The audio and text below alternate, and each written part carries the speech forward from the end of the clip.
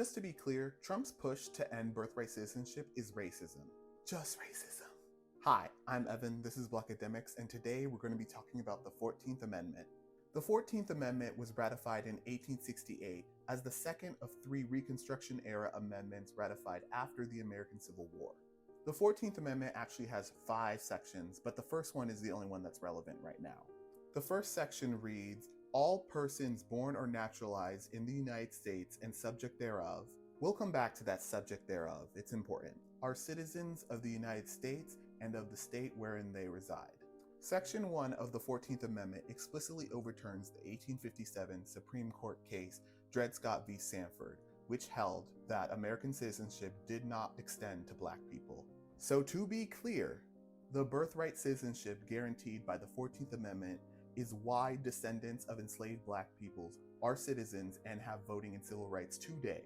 However, indigenous people continue to be excluded.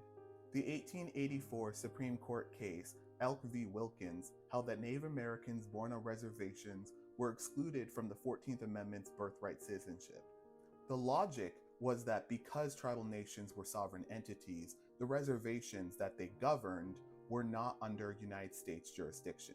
Hence that subject thereof that we mentioned earlier. This is despite the fact that reservations are regulated by the Bureau of Indian Affairs in the Federal Department of the Interior, and they are subject to federal laws. It wasn't until the Indian Citizenship Act of 1924 that indigenous peoples, despite being the original inhabitants of Turtle Island, were guaranteed citizenship.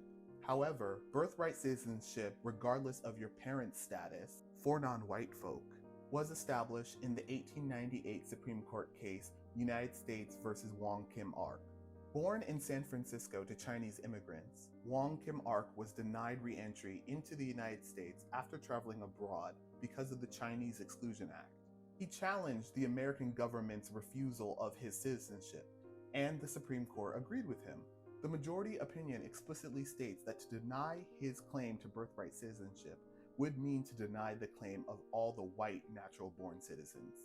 White people are the only group in the United States that have never had their birthright citizenship or humanity litigated. So when Trump's administration talks about getting rid of birthright citizenship, that is not just rhetorical racism. It's an acknowledgement that legally, white people are the only group that have default citizenship in the United States. Yell as loud as you can, "La migra!" whenever you see those trucks. And donate money and time to immigration and civil rights groups, because only we keep each other safe.